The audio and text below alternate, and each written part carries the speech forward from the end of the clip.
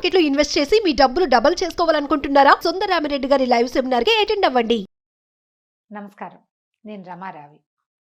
ఒంటరితనం ఇది ఒంటరిగా ఉన్న వాళ్ళనే కాదు, గుంపులో ఉన్న వాళ్ళని కూడా బాధిస్తూ ఉంటుంది. మన భావాలు ఇతరులు అర్థం చేసుకోరు. మనకంతా సమాజం, కుటుంబ సమాజం ఉన్నా, ఆఫీసులో జనం ఉన్నా, స్నేహితులు ఉన్నా కూడా మనకు భావాలు వాళ్ళకి అర్థం కావు. మన బాధ ఏంటో వాళ్ళకి అర్థం కాదు, అర్థం చేసుకోరు. ఇతరులకి అర్థం కాని బాధలు ఉన్నప్పుడు మనకి మనం ఒంటరిగా మిగిలిపోయామని అనిపిస్తుంది. ఎవరు నన్ను అర్థం చేసుకోవట్లేదు, నాతో ఎవరు అడుగు కలిపి ముందుకు రావటం లేదు, నేను చెప్పింది వింటలేదు, సహాయంగా ఉండట్లేదు. ఇలాంటి భావాలు మనకి జీవితంలో చాలాసార్లు కలుగుతాయండి. చాలా సడన్గా ఒంటరిగా అయిపోయామనిపిస్తుంది. ఇది మళ్ళీ ఏదైనా కోపమైతే జనాలతోటి మళ్ళీ మనం కలవగలిగితే, ఇటు కుటుంబంతో కానీ, స్నేహితులతో కానీ, సమాజంతో కనుక ముందుకెళ్ళగలిగితే ఇది ఒక తాత్కాలికమైన ఫేజ్గా ఉంటుంది. చాలా మంది జీవితాల్లో ఇది కనపడుతుంది. పెద్ద పెద్ద సమాజం, కుటుంబ సమాజాలు చాలా పెద్దవిగా ఉన్న వాళ్ళకు కూడా ఇది అనుభవంలోకి వస్తుంది ఎప్పుడో ఒకప్పుడు. అది కాకుండా నిజంగానే ఒంటరిగా అయిపోయిన వాళ్ళు, ఫ్యామిలీ ఎక్కువ మంది లేకపోవటం, తర్వాత భర్త చనిపోవటము లేదా భార్య చనిపోవటము, ఎక్కువగా ఆడవాళ్ళు అయితే దీనికి గురవుతారు. మగవాళ్ళు ఏదో పని చేసుకుంటూ ఉంటారు. స్త్రీల కోసమే ఇది చెప్పాలని అనుకుంటున్నాం. భర్తలు చనిపోవటము, లేకపోతే సెపరేషన్ అవ్వటము, సెపరేట్ అయిపోయాక పిల్లల కోసం మళ్ళీ ఇతరత్ర వివాహాలు అవి ఆలోచించకుండా పిల్లల్ని ముందుకు తీసుకెళ్ళటమే లోనే వీళ్ళు దృష్టి పెట్టుకుని ఉండేవాళ్ళు. లేదా ఎప్పటికీ వివాహాలు కాకుండా ఫ్యామిలీతోటి పెద్దగా సంబంధ బాంధవ్యాలు లేకుండా ఒంటరిగా ఉండిపోయేవాళ్ళు. వీళ్ళు ఈ ఒంటరితనాన్ని ఎలా జయించాలి? నాకెవరు లేరు, తోడు లేరు, చెప్పుకునేందుకు అమ్మ లేదు, ఇలాంటివి వస్తూ ఉంటాయండి. నాకు వచ్చే మెసేజ్లో చాలా మటుకు ఏదో ప్రాబ్లంలో ఉన్నానండి, చెప్పుకోవడానికి మా అమ్మ లేదండి అంటారు. అమ్మున్నా అమ్మతోటి ఆర్చేది తీర్చేది ఏం ఉండదు కొన్ని సమస్యలకి. కానీ ఈ లేదన్న లోటు, నేను ఒంటరిదాన్నన్న భావన విపరీతంగా బాధిస్తుందండి. అందరూ ఉన్నా కూడా ఒంటరిగా ఉండేవాళ్ళు అక్క చెల్లి ఇద్దరు ఉంటారు. అప్పుడు కూడా వాళ్ళకి ఒకరితో ఒకరికి పడదు. నేను లోన్లీ ఫీలింగ్లో ఉంటాం. మనకే లోన్లీగా అనిపించడం ఎప్పుడూ సహజమే కొంతమందికి. దీనివల్ల డిప్రెషన్కి గురవుతారు. క్రమంగా ఏమవుతుంది, సమాజం మీద అయిష్టం వచ్చేసి పోట్లాట కోరులుగా తయారయ్యే వాళ్ళు కొంతమంది అన్నిటికీ పోట్లాడతారు. చెప్పుకునేందుకు దిక్కులేకపోవటం వల్ల చివరికి పోట్లాట కోరుతనం వస్తుంది, డిప్రెషన్ వస్తుంది, మానసిక సమస్యలు చాలా రకాలు వస్తాయి. దాంతోపాటుగా డయాబెటీస్ వస్తుంది సహజం. కానీ డిప్రెషను, ఈ ఒంటరితనము, ఈ సింగిల్గా థింగ్స్ని హ్యాండిల్ చేయలేకపోవటము, వాటన్నిటి వల్ల మనం సమస్యల్లోకి వెళ్తూ ఉంటాం.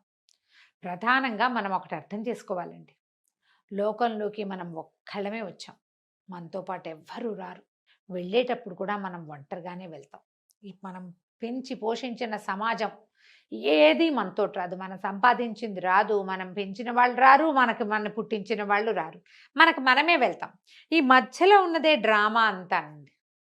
ఫస్ట్ ఆఫ్ ఆల్ నేను లోన్లీ, నేను ఒంటరిదాన్ని అనే భావాన్ని జయించండి మీరు. అందరికీ జీవితం ఒకే రకంగా ఇవ్వదు, ఒక్కొక్క జీవితం ఒక్కో రకంగా ఉంటుంది. మన రకం ఇది. మనం పిల్లల్ని పెంచుకుంటున్నాం అనుకుందాం. పిల్లల్ని పెంచుకునేటప్పుడు పిల్లలు కొంత పెరిగే వరకు వాళ్ళు మనతోటి ఉంటారు. కొంచెం పెరిగాక వాళ్ళ సమాజం వేరే అవుతుంది, వాళ్ళకి సర్కమ్స్టెన్సెస్ మారుతాయి కదా. పిల్లలు పెద్ద క్లాసులకు వెళ్ళేసరికి వాళ్ళకి ఫ్రెండ్స్ సర్కిల్, వాళ్ళ కెరీరు, వాళ్ళ తాలూకు బంధువులు అనకూడదు, ఏమనాలంటే పార్ట్నర్స్, రకరకాల ఐడియాస్ వస్తాయి. వీటి వల్ల వాళ్ళతోటి మనకి సెపరేషన్ వస్తుంది. అందుకని పిల్లల మీదే పంచప్రాణాలు పెట్టుకుని ఉండే ధోరణి కూడా తప్పే. దీనివల్ల ఏంటంటే పిల్లలు ఎప్పుడు మనకు ఆన్సరబుల్గా ఉండాల్సిందేనని భావిస్తాం. ఓపెన్ అవుతుందా? వాళ్ళు ఆన్సరబుల్గా ఉండాల్సిందని మనం పిల్లల వెంబడబడి పిల్లలు తోకపుచ్చుకొని వెళ్తూ ఉంటాం. కొన్నాళ్ళు పోయాక వాళ్ళకు వచ్చే పార్ట్నర్స్ వల్ల వాళ్ళు మనని విదిలించేస్తారు. మనం ఆ ఆశాభంగాన్ని అసలు తట్టుకోలేం. అందుకని పిల్లలు ఉన్నా లేకపోయినా కూడా మన ఒంటరితనానికి మనమే సమాధానం చెప్పుకోవాలి. పిల్లలని సమాధానంగా భావించకూడదు. పిల్లలు ఒక పార్ట్ మాత్రమే. రెక్కలు వచ్చాక వాళ్ళ జీవితాలు వాళ్ళవి. వాళ్ళని వాళ్ళ రకంగా పోనిచ్చి మనం మన రకంగా వెళ్తూ ఉండాలి. వదిలేయమని చెప్పట్లేదండి, చెప్పే పాయింట్ని సరిగ్గా అర్థం చేసుకోండి. మనకి వేరొక దారి ఎప్పుడూ ఉండాలి. దానివల్ల మనము హాయిగా ఉంటాం, మన పిల్లలు హాయిగా ఉంటారు. ఈ వేరే దారిని ఎలా ఏర్పరచాలి? ఎవరి పద్ధతిని బట్టి వాళ్ళు వెళ్ళాలండి. మీకు ఏదైనా వినడం ఇష్టమైతే వినండి. ఎక్కడ మంచి స్పీచ్లు లభిస్తాయో అక్కడికి వెళ్ళి వింటూ ఉండండి. మీకు ఏదైనా చూడడం ఇష్టం, వేరు ప్రాంతాలకు ఒక చిన్న గ్రూప్ ఆఫ్ ఫ్రెండ్స్ని ఏర్పరచుకుని చక్కగా గుళ్ళు గోపురాలు లేకపోతే ప్రకృతి దృశ్యాలు ఉండే చోట్లు. అందరికీ గుళ్ళు గోపురాలు ఇష్టం ఉండదండి, నేను ముందే చెప్తా. కానీ అది కాదు, సైట్ సీయింగ్ అయినా వెళ్ళొచ్చు, రకరకాల ప్లేసులు చూడడం. మీకు ఏదైనా చదువుకోవటం ఇష్టం, శుభ్రంగా మంచి పుస్తకాలని మీ స్నేహితులుగా చేసుకోండి. తోట పని ఇష్టం, తోట పని చేయండి. ఇంట్లో పని ఇష్టం, ఇంట్లో పని చేసుకోండి. వంట ఇష్టం, ఇద్దరు ముగ్గురికి ఎవరికైనా ఫ్రెండ్స్కి వంట చేసి పెట్టండి. మీరు ఏదో ఒకటి చేసి, ఏదో ఒకటి మనకి సాయపడేది, మన ఒంటరితనాన్ని జయించేది, మనని సమాజంతో కలిపి ఉంచేది అయిన పనిని ఒకదాన్ని పెట్టుకోండి. దీనివల్ల మీరు ఒంటరిగా ఫీల్ అవ్వరు. మీకు ఒక ప్రత్యేక సమాజం ఉంటుంది. లాంగ్ రన్లో కూడా అది మీకు ఎప్పుడు మీతో పాటు తోడుగా ఉంటుంది. కుటుంబాన్ని వదిలిపెట్టి సాము ఏమంట నేల విడిచి సాము చేయమని చెప్పట్లేదు నేను, చేయకూడదు కూడా. దాన్ని మనతోటి ఉంచుకొని మనం ఇంకో చోట కూడా ఉండే ఆలోచన చేయాలి. ఇది ప్యూర్లీ అండి తల్లులకి, పిల్లలతో మిగిలిపోయిన వాళ్ళకి, వివాహాలు కాని వాళ్ళకి ప్రత్యేకంగా ఈ వాక్యాలు అన్నమాట. పిల్లలే ప్రాణంగా, పిల్లలే జీవితంగా ఉంటారు కొంతమంది పాపం. ఇక ఎంతసేపు వాళ్ళు ఫారిన్లో ఉంటే వీళ్ళు రాత్రులు నిద్రపోరు, రాత్రంతా మెలకుగా కూర్చొని అక్కడ ఉన్న పిల్లలతోటి వాళ్ళ జీవితాన్ని అంతా తెలుసుకోవడానికి ప్రయత్నం చేస్తారు. వాళ్ళ పార్ట్నర్స్ ఒప్పుకోవాలి కదండి, అవతల పిల్లల తాలూకు భర్తలో భార్యలో ఒప్పుకోవాలిగా. మనం వాళ్ళ ప్రైవసీని దెబ్బతీస్తామని మనకు అనిపించదు. మన సాటిస్ఫాక్షనే మనకు అలవాటు కదా.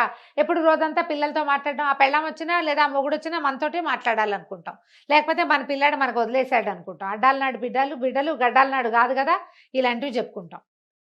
అది కాదండి, అది తప్పు. అలా చేయకూడదు అసలు. ఈ రోజున అస్సలు చేయకూడదు. దీంట్లో మీరు ఏమైనా వృద్ధాశ్రమాలకు వెళ్ళొచ్చు, ఏదైనా చైల్డ్ కేర్ సెంటర్కి వెళ్ళొచ్చు, ఏదైనా ప్లే స్కూల్స్కి వెళ్ళొచ్చు, శుభ్రంగా చక్కగా పని చేసుకోవచ్చు. మీకు ఎక్సర్సైజులు యోగాలు ఇంట్రెస్ట్ ఉంటే అవి చేసుకోవచ్చు. ఏదైనా చేయండి. మీ అమ్మా నాన్నని చూసుకోండి, మీ అక్క చెల్లెళ్ళని చూడండి, మీ కజిన్స్ని చూడండి. ఎవరో ఒకళ్ళతోటి మీ సంబంధ బాంధవ్యాల్ని విస్తరించుకునే ప్రయత్నం చేయండి. నాకు అమ్మ లేదు చెప్పుకునేందుకు, నాన్న లేడు ఆలోచన చేయకండి. ఎవరికి అందరికీ అమ్మా నాన్నలు ఉండరు. ఉండేవాళ్ళు అదృష్టవంతులు, వెళ్ళాల పెట్టి పుట్టారు. మనకు లేకపోతే మనకి అమ్మా నాన్న, మన సంగతి మనమే చూసుకోవాలి. ఇలా ఆలోచించి మీ ఒంటరితనాన్ని పక్కకి తొలగదీయండి. నేను ఒంటరిని అనేది శాశ్వతమైన భావన అండి, అందులో నుంచి మనం బయటపడలేం. కానీ సమాజాన్ని మనతో ఉంచుకునే ప్రయత్నం మాత్రం మనం ఖచ్చితంగా 100% చేయొచ్చు.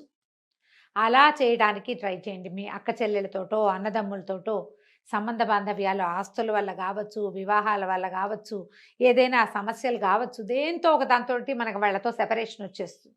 అప్పుడు మనకి దగ్గరలో ఉన్న వాళ్ళతోటి మనం స్నేహ సంబంధాలు నెరిపితే గనక ఆ లోటు పూర్తిగా తీరదండి, లోటు పోదు పూర్తిగా, కానీ గ్యాప్స్ కవర్ అవుతాయి కొంత. ఆ గ్యాపులు కవర్ చేసుకొని ఈ ఒంటరితనం అనే బ్రహ్మరాక్షసికి చిక్కకండి మీరు. దానికి చిక్కితే నేను ముందే చెప్పా కదా, బోల్డెన్ రకాల సమస్యలు వచ్చేస్తాయి. ఈ సమస్యల వల్ల మీరు బాధపడతారు, ఇతరత్రా మీ చుట్టూతా ఉన్న ప్రపంచాన్ని కూడా బాధిస్తారు. అందులోకి వెళ్ళకుండా ఒంటరితనాన్ని జయించడానికి ఏం చెయ్యొచ్చో చూడండి. ఇందులో అసాంఘిక కార్యక్రమాలకి వాటికి పాల్పడద్దు, అనైతికమైన చర్యలకి దిగద్దు. పూర్తిగా సాంఘికమైనది, నైతికమైనది, మనకి ఇహానికి పరానికి కూడా ప్లస్ అయ్యేది ఏదైనా ఉంటే వాటిని సెలెక్ట్ చేసుకుని వాటితోటి మీ ఒంటరితనాన్ని దూరం చేసుకోండి. ఆలోచించి చూడండి. నమస్కారం.